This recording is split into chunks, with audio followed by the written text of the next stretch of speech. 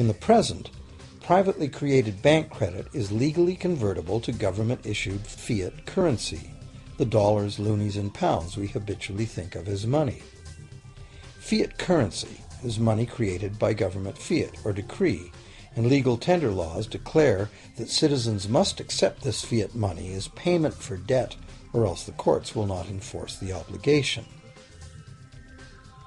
So now the question is, if governments and banks can both just create money, then how much money exists? In the past, the total amount of money in existence was limited to the actual physical quantities of whatever commodity was in use as money. For example, in order for new gold or silver money to be created, more gold or silver had to be found and dug out of the ground. In the present, money is literally created as debt. New money is created whenever anyone takes a loan from the bank. As a result, the total amount of money that can be created has only one real limit: the total level of debt.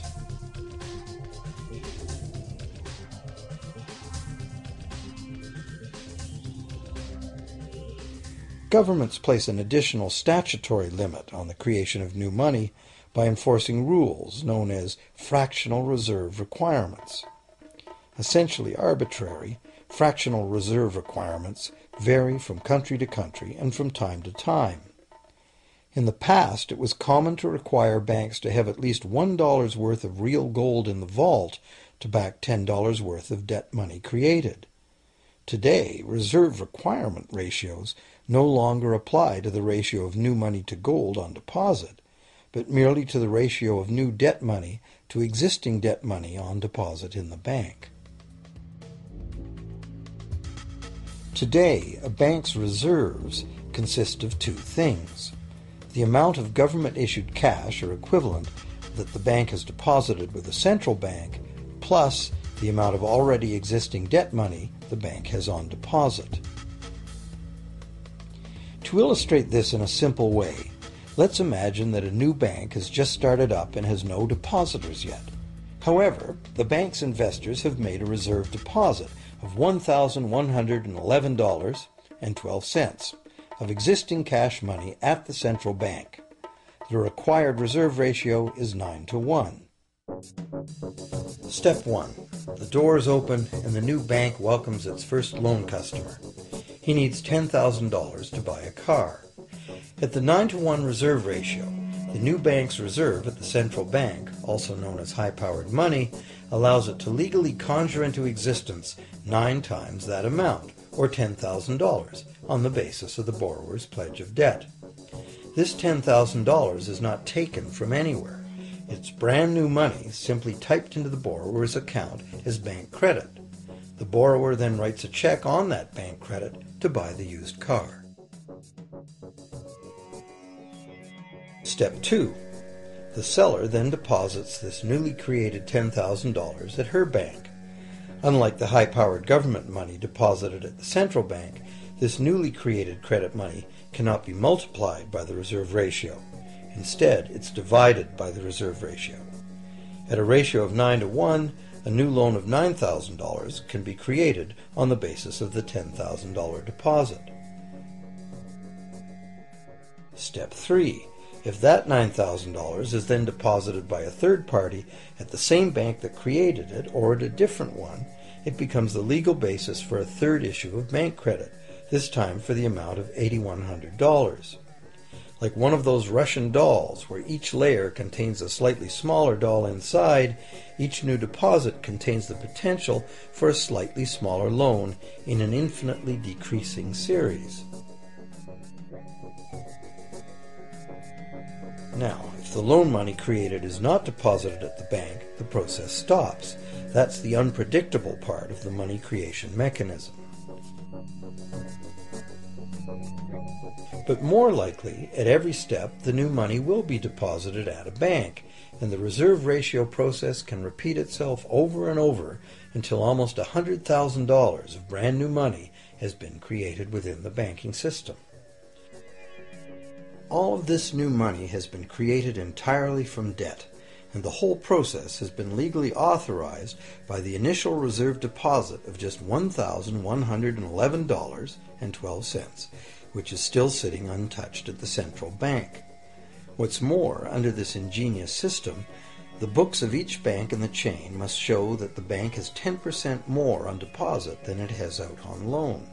This gives banks a very real incentive to seek deposits in order to be able to make loans, supporting the general but misleading impression that loans come out of deposits. Now, unless all the successive loans are deposited at the same bank, it cannot be said that any one bank got to multiply its initial high-powered money reserve almost 90 times by issuing bank credit out of nothing. However, the banking system is a closed loop. Bank credit created at one bank becomes a deposit in another, and vice versa. In a theoretical world of perfectly equal exchanges, the ultimate effect would be exactly the same as if the whole process took place within one bank. That is, the bank's initial central bank reserve of a little over $1,100 allows it to ultimately collect interest on up to $100,000 the bank never had.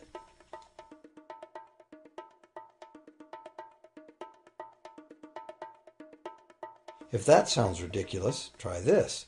In recent decades, as a result of steady lobbying by the banks, the requirements to make a reserve deposit at the nation's central bank have all but disappeared in some countries, and actual reserve ratios can be much higher than 9-to-1. For some types of accounts, 20-to-1 and 30-to-1 ratios are common.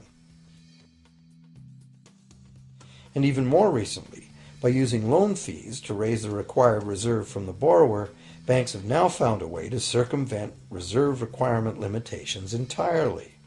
So, while the rules are complex, the common sense reality is actually quite simple. Banks can create as much money as we can borrow.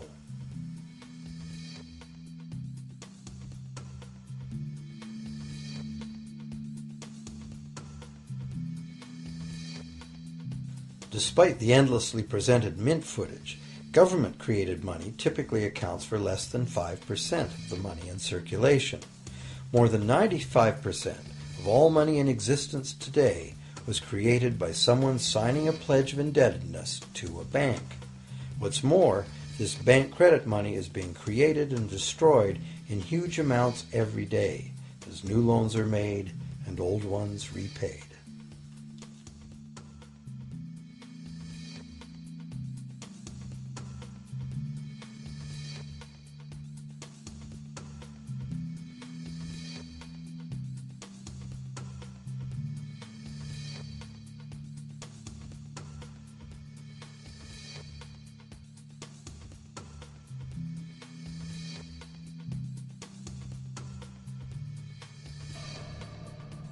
Banks can only practice this money system with the active cooperation of government.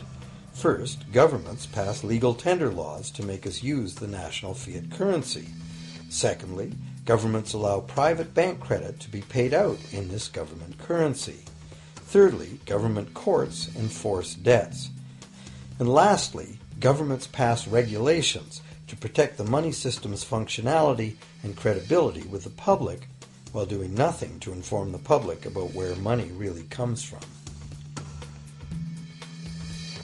The simple truth is that when we sign on the dotted line for a so-called loan or mortgage, our signed pledge of payment, backed by the assets we pledge to forfeit should we fail to pay, is the only thing of real value involved in the transaction.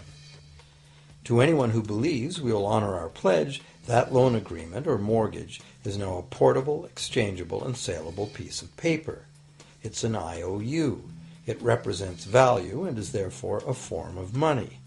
This money the borrower exchanges for the bank's so-called loan. Now, a loan in the real world means that the lender must have something to lend.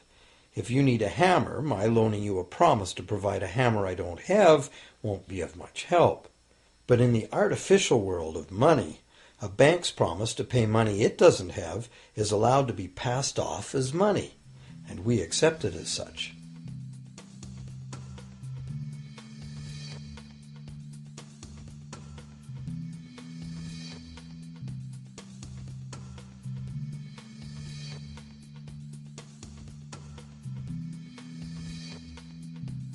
Once the borrower signs the pledge of debt, the bank then balances the transaction by creating, with a few keystrokes on a computer, a matching debt of the bank to the borrower. From the borrower's point of view, this becomes loan money in his or her account, and because the government allows this debt of the bank to the borrower to be converted to government fiat currency, everyone has to accept it as money. Again, the basic truth is very simple. Without the document the borrower signed, the banker would have nothing to lend. Have you ever wondered how everyone, governments, corporations, small businesses, families, can all be in debt at the same time and for such astronomical amounts?